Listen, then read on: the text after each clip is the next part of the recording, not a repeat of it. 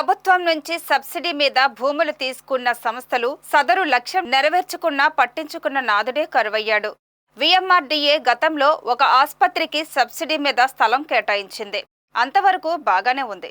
కానీ ఎంతమంది అధికారులు, ఎమ్మెల్యేలు మారుతున్నా సరే సదరు ఆసుపత్రిలో పేదలకు ఎందుకు ఉచిత వైద్యం అందించడం లేదని ప్రశ్నించిన దాఖలాలు మచ్చుకైనా కానరాకపోవటం తీవ్ర దుమారం రేపుతోంది. ప్రభుత్వం నుంచి రాయితీ మీద భూములు తీసుకొని దర్జాగా వ్యాపారం చేస్తున్న ఆసుపత్రి యాజమాన్యం మీద ఇంతకాలం ఎందుకనో ఈగ కూడా వాలలేదు. ఇంకో నియోజకవర్గంలో అయితే ఈ ఆసుపత్రి ఆటలు ఇంకా చాలా కాలం కొనసాగేవి. కానీ నిత్యం ప్రజల కోసం పరితపించే విశాఖ ఉత్తర నియోజకవర్గం శాసనసభ్యుడు, బీజేపీ శాసనసభాపక్ష నేత పి విష్ణుకుమార్ రాజు పుణ్యమా అని ఆసుపత్రి పాపం ఇన్నాళ్లకు పండిందనే చెప్పాలి. అయినా రాసిన లేఖకు స్పందించని విఎంఆర్డీఏ అధికారులు ఆలస్యంగా అయినా దిద్దుబాటు చర్యలు ప్రారంభించడం విశేషం. ఉత్తర నియోజకవర్గం ఎమ్మెల్యే కారణంగానే ఇన్నాళ్లకు పేదలకు ఉచిత వైద్యం అందుబాటులోకి రానుండడం పట్ల సర్వత్రా హర్షం వ్యక్తం అవుతోంది.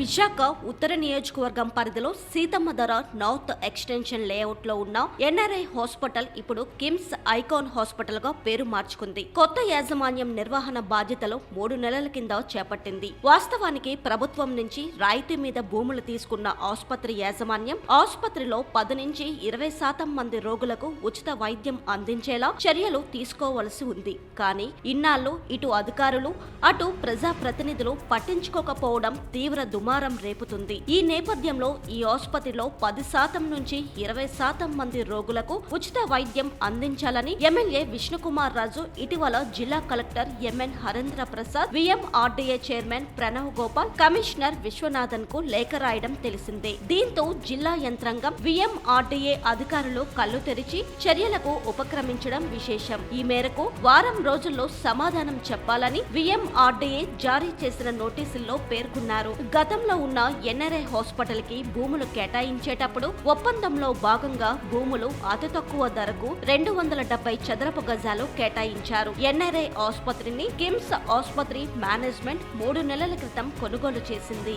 300 పడకల గదులు ఉన్న కిమ్స్ ఐకాన్ ఆసుపత్రిలో నిరుపేద ఉచిత వైద్యానికి 20% చొప్పున 60 బెడ్లు ప్రత్యేకంగా కేటాయించాల్సిన అవసరం ఉందని ఉత్తర నియోజకవర్గం ఎమ్మెల్యే తన లేఖలో కోరారు. ఎమ్మెల్యే విష్ణుకుమార్ రాజు రాసిన లేఖకు స్పందించి అధికారులు ఆసుపత్రి యాజమాన్యానికి నోటీసులు పంపించడం పట్ల సర్వత్రా హర్షం వ్యక్తమవుతుంది.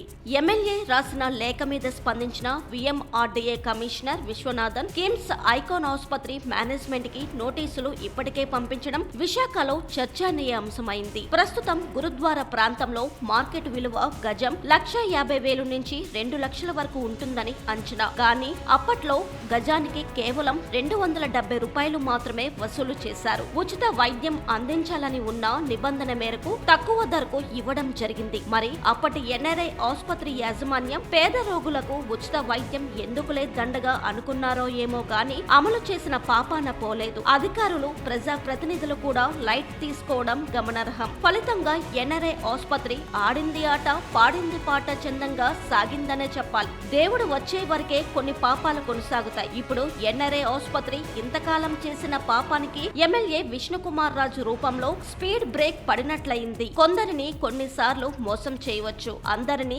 ఎల్లకాలం మోసం చేయలేరు అని ఎమ్మెల్యే రాసిన లేఖ నిరూపించింది. ఈ లేఖకు విఎంఆర్డీఏ అధికారులు కూడా స్పందించి చర్యలు తీసుకోవడం పట్ల హర్షం వ్యక్తమవుతుంది. నువ్వెక్కవలసిన రైలు జీవితకాలం లేటు అన్న చందంగా విఎంఆర్డీఏ అధికారులు కళ్లు తెరిచే నాటికి ఎన్ఆర్ఐ ఆసుపత్రి యాజమాన్యం మారిపోవడం తీవ్ర దుమారం రేపుతుంది. ఎన్ఆర్ఐ ఆసుపత్రి యాజమాన్యం చేసిన పాపానికి ఇప్పుడు కిమ్స్ ఐకాన్ యాజమాన్యం భారీ మూల్యం చెల్లించాల్సిన పరిస్థితి నెలకొంది. విఎంఆర్డీఏ సంస్థ నుంచి రాయితీ మీద కేటాయింపులు జరిగినప్పుడు అవి సద్వినియోగం అవుతున్నాయో లేదో అని పట్టించుకునే తీరికే లేకపోవడం ఇప్పుడు నగరంలో తీవ్ర చర్చనీయాంశమైంది. విఎంఆర్డీఏ కార్యాలయంలో ఉన్న ఎస్టేట్ సెల్ అధికారులే ఈ వ్యవహారాలు చూస్తూ ఉంటారు. మరి ఘనత వహించిన అధికారులు ఇన్నాళ్లు ఎందుకు పట్టించుకోలేదు అన్నది $1 మిలియన్ ప్రశ్న. కావున ప్రజా ప్రయోజనాల నిమిత్తం ఎన్ఆర్ఐ ఆసుపత్రికి కారు చౌకగా భూములు కేటాయించిన అధికారులు పేద ప్రజలకు ఉచిత వైద్యం విషయంలో దృష్టి సారించలేకపోవడం సర్వత్రా విమర్శలకు తావిస్తుంది. అటు జిల్లా యంత్రాంగం కూడా నిమ్మకు నీరెత్తినట్టు వ్యవహరించడం తీవ్ర దుమారం రేపుతుంది. ఇప్పటికైనా విఎంఆర్డీఏ కమిషనర్ స్పందించి ఇంతకాలం పట్టించుకోని సిబ్బంది మీద చర్యలు తీసుకోవాలని పలువురు కోరుతున్నారు. ఇప్పుడు విశాఖపట్నంలో సీతమ్మధార నార్త్ ఎక్స్టెన్షన్ ఏరియాలో ఇదివరకు ఇప్పుడు ఏదైతే ఎన్ఆర్ఐ హాస్పిటల్ కింద ఉండేదో ఇప్పుడు కిమ్స్ హాస్పిటల్ వాళ్ళు టేక్ ఓవర్ చేసుకున్నారు.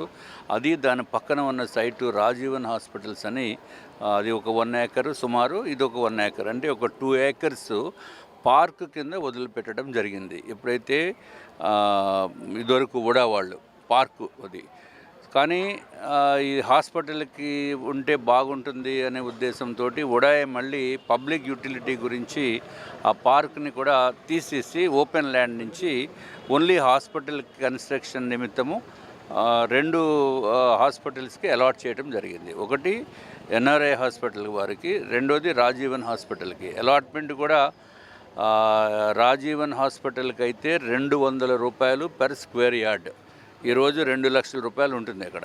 బట్ ఎనీవే 200 రూపాయలకి అలాట్మెంట్ చేసి, అట్లాగే ఈ ఎన్ఆర్ఐ హాస్పిటల్కి మాత్రము 270 రూపాయలకి పర్ స్క్వేర్ యార్డ్కి అలాట్మెంట్ జరిగింది. సుమారు 4800 స్క్వేర్ యార్డ్స్ అప్రాక్సిమేట్గా. అట్లాగే వీళ్ళకి కూడా సుమారు అంత 4800 స్క్వేర్ యార్డ్స్ వీళ్ళకి కూడా అలాట్ చేశారు. చేసి కండిషన్స్ ఏం పెట్టారంటే, ఇది హాస్పిటల్కి మాత్రమే వాడాలి, ఈ బిల్డింగ్ కట్టాలి, హాస్పిటల్కి నిమిత్తమే వాడాలి. దాంట్లో 10 to 20% బెడ్స్ పేషెంట్స్కి ఉచితమైన ట్రీట్మెంట్ చేయాలని చెప్పి కండిషన్ పెట్టడం జరిగింది. ఇది ఒకటే కాకుండా మళ్ళీ ఇక్కడ దీంట్లో రెసిడెన్షియల్ కనుక ఎవరన్నా కట్టాలంటే అది కేవలము 300 స్క్వేర్ యార్డ్స్ రూపంలోనే దాటకుండా కట్టాలి, 1500 ఎస్ఎఫ్టీ దాటకుండా కట్టాలి అని చెప్పి, అది కూడా సిఎంఓ చీఫ్ మెడికల్ ఆఫీసర్ వాళ్ళు వాడుకునే దానికని ఆ కండిషన్స్ ఆఫ్ అలాట్మెంట్లో ఇవ్వటం జరిగింది. సరే, కండిషన్స్ పెట్టారు. తర్వాత ఇప్పుడు రాజీవన్ హాస్పిటల్స్ గురించి చూస్తే, అది హాస్పిటల్గా పెద్దగా ఎప్పుడు రన్ కాల. ఏదో స్కూల్కి ఇచ్చారు ఇదివరకు, ఆ స్కూల్ అయిపోయింది, సడన్గా బిల్డింగ్స్ కట్టడం మొదలుపెట్టారు. ఇది నాకు చాలా కంప్లైంట్స్ వచ్చినాయి చుట్టుపక్కల ప్రాంతం నుంచి. ఇది హాస్పిటల్కి ఇచ్చిన సైటు, ఇప్పుడు హాస్పిటల్ బదులు బిల్డింగ్స్ వస్తున్నాయేమి అనే ఉద్దేశంతో అడిగితే, సబ్సిక్వెంట్గా నేను ఎంక్వైరీ చేసి ఆ డాక్యుమెంట్స్ అన్నీ తెప్పిస్తే నాకు ఎవరైతే కంప్లైంట్ ఇచ్చారో వాళ్ళు చెప్పింది కరెక్ట్.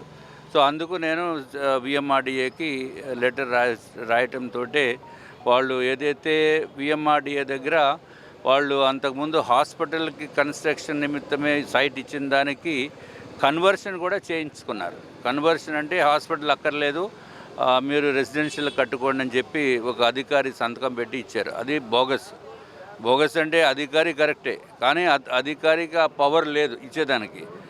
పవర్ లేకుండా కూడా అధికార దుర్వినియోగంతో వాళ్ళు చేసి అక్కడ బిల్డింగ్స్ కట్టడం మొదలుపెట్టారు.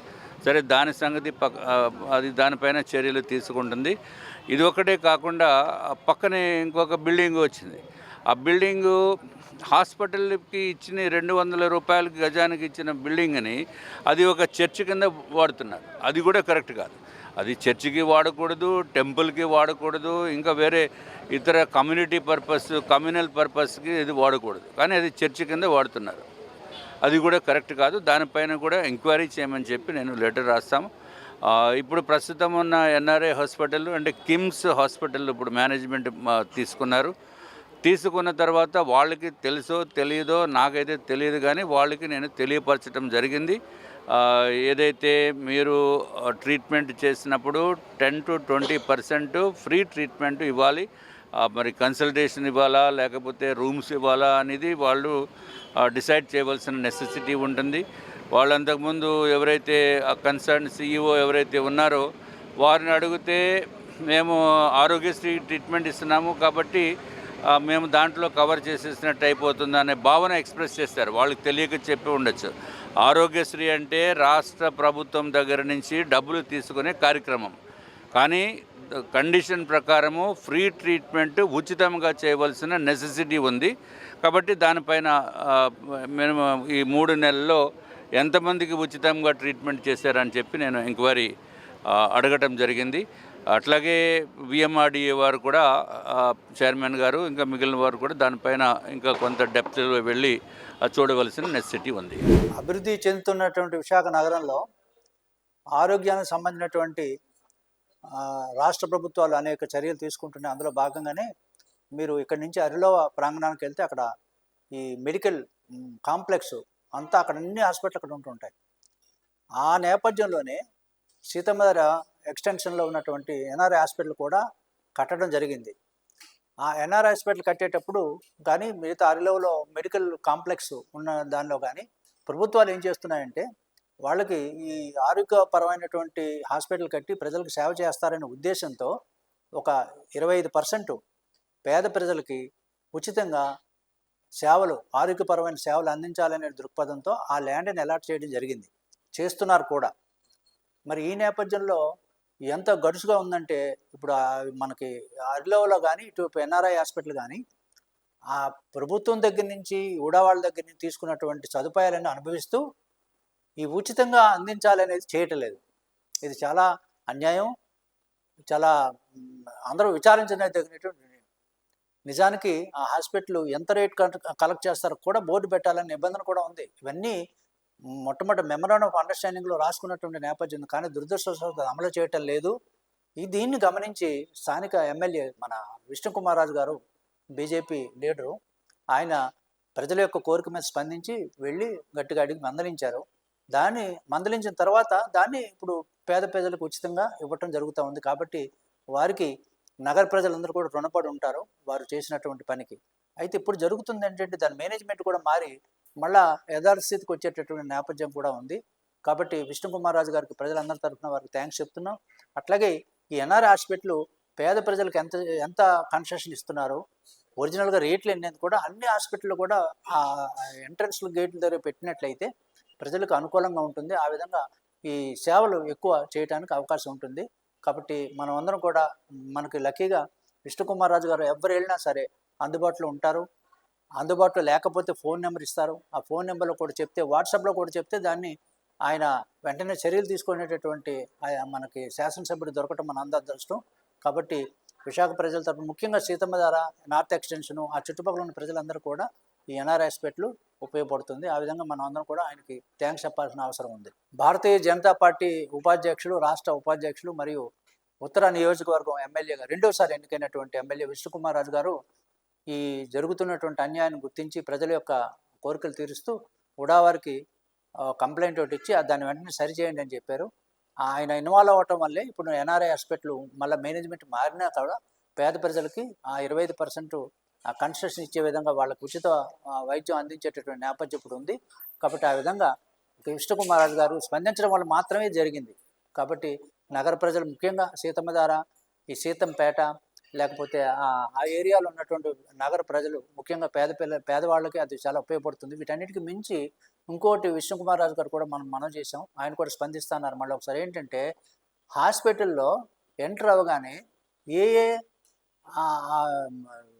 ఇది మమ్మల్ని చేస్తున్నటువంటి ట్రీట్మెంట్కి ఏ ధరలు ఎంత అనేది కూడా బోర్డు పెట్టినట్లయితే అది సౌకర్యంగా ఉంటుంది. అది ఇటు అరిలోవలో కానీ లేకపోతే ఎక్కడైనా ప్రైవేట్ హాస్పిటల్స్లో అది లేదండి. అది చాలా దౌర్భాగ్యం. మనకి ఇప్పుడు కేజీహెచ్లో ఉందనుకోండి ఎంతంత రేట్లు చెప్తారు. అలాగే మీరు ఇక్కడ విమ్స్కి వెళ్ళి చూడండి, అక్కడ కూడా రేట్లు చెప్తారు. ఆ ల్యాబ్లోకి వెళ్తే మీకు పెద్ద బోర్డు ఉంటుంది, టెస్టులకి ఎంత అని చెప్తుంటారు. అట్లాంటివి ఈ ఎన్ఆర్ హాస్పిటల్ ఎందుకు పెట్టట్లేదు? అది కూడా మరి విష్ణుకుమార్ రాజు గారు ఎంతో అది కూడా గమనించి ఆ ఏర్పాటు కూడా చేసినట్లయితే ఇటు పేద ప్రజలకి అటు మధ్యతరగతి వాళ్ళకి సౌకర్యంగా ఉండేటటువంటి ఆరోగ్యపరమైనటువంటి సమస్యలు తీసుకోవడానికి అది సౌకర్యంగా ఉంటుంది. సో ఆ విధంగా విష్ణుకుమార్ రాజు గారు ఈ సహాయం కూడా చేస్తే ఆయన యొక్క సేవలను గుర్తుపెట్టుకుంటారని వారికి మనం చేస్తున్నాం.